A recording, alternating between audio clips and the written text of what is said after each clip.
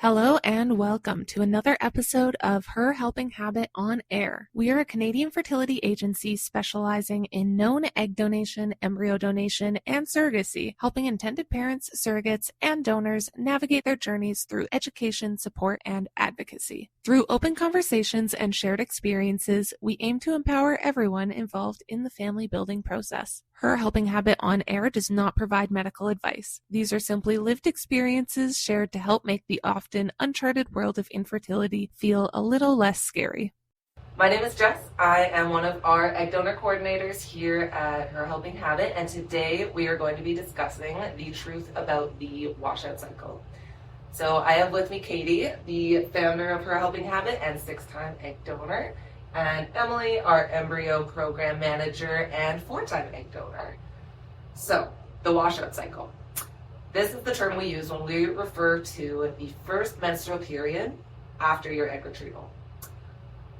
So, this menstrual cycle, it typically comes between 1 to 2 weeks after the egg retrieval, and this allows your body's hormones to return back to their normal baseline levels. So, as an IUD girly myself, I haven't experienced a quote-unquote proper menstrual cycle in about 6 years, so I have a lot of questions myself. And I've noticed personally that the recovery stage is not talked about to you guys before you do your retrievals. And so I've heard some bad things. So I've heard some donors call this the period from hell. I've heard some of them call it a yeariad because it feels like a whole year's worth of periods in 1 week. And so whatever term you use, whether it's ant flow, the red tide, what have you, I doubt that you'll hear it before your retrieval. So I wanted to ask some egg donors that have been through it themselves. So. All right, well, that's what we're here for, so hit us with your questions. Awesome. So question 1, how would you describe the washout cycle compared to a normal menstrual period? Oh, good question. I mean, I kind of relate with the period from hell. Definitely not somebody who really struggles with periods in general, but I would say that's like my heaviest flow I've ever experienced. Yeah, it's, manageable for me, but definitely heavier than I've ever experienced. Yeah. Yeah, for mine, it's pretty similar to my regular period. Which I'm thankfully one of those girls who doesn't really get cramps as long as I'm supplementing and eating healthy, and so it's no different. It's just way more blood.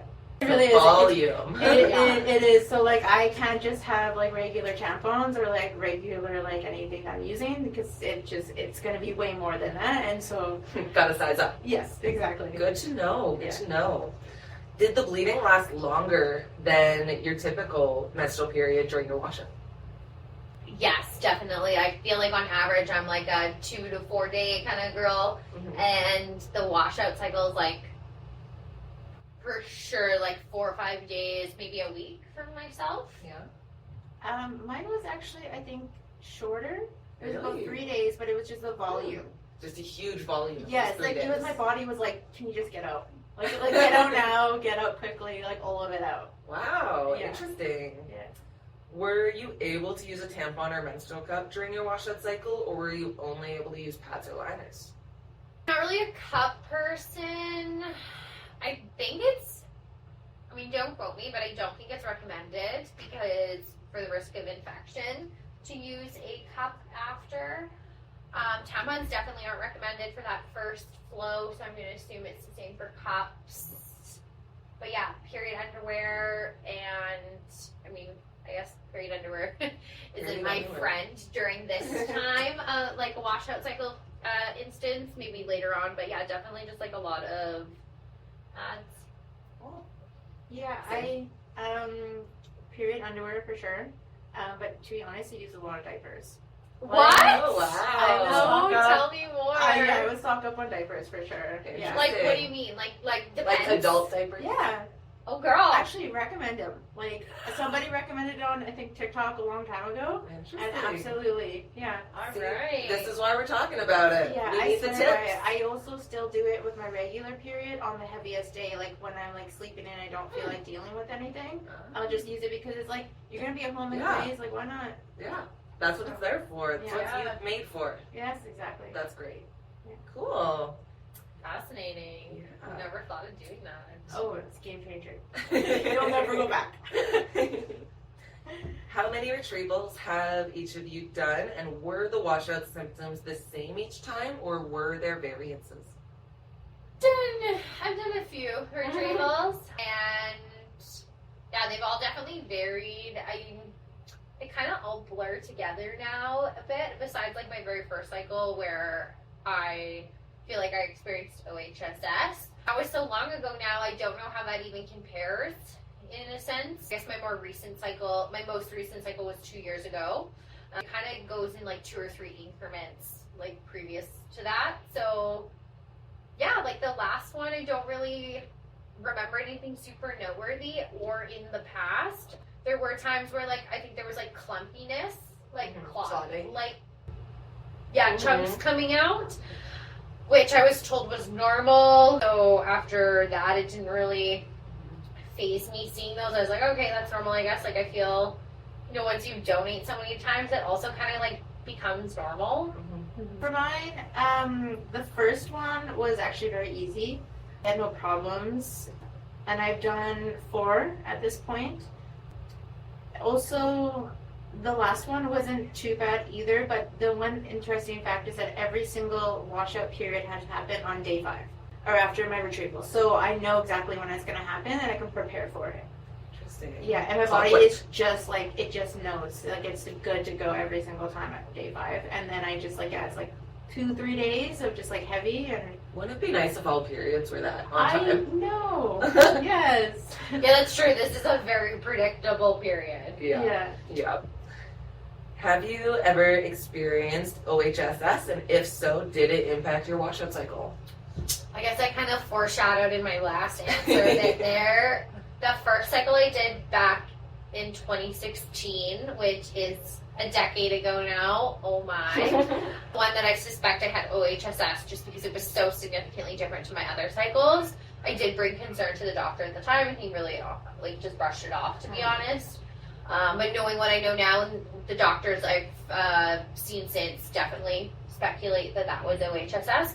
But unfortunately, I can't remember that far back on how that one differed from my other cycles. To be honest, though, actually do remember that it came later than expected. Like, I was waiting and waiting for that period, and then, like, it was quite painful, which I know it's not like periods aren't fun, but in general, like I was saying, I'm not somebody who experiences crampiness, so, like, obviously this is, like, more than normal, but that was like, okay, I waited, and then I think once it came, it was like, whoa!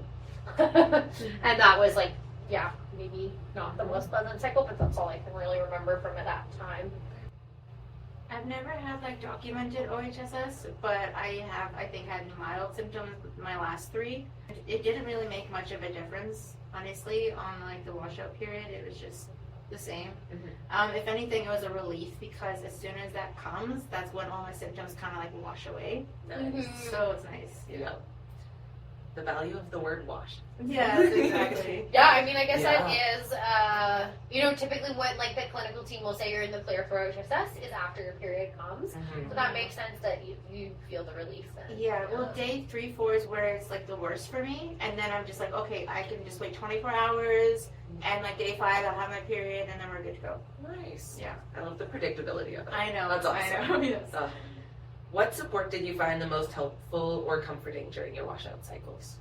Just like heating pads, I think, like relaxing, like hot lemon tea or the kind of whatever kind of hot drink I like to have by, and heating pads. Yeah. I mean, Pamper your yourself typical a kind little. of like PMSy Yeah. help in that regard. You Yeah. know? Whatever eases those PMS symptoms tenfold. Yeah, because I right. like really invest in those. If like, you buy 1 chocolate bar, buy 10. yeah. Yeah. My like husband massages my feet, and You know, Perfect. just like R&R. Yeah. Love that.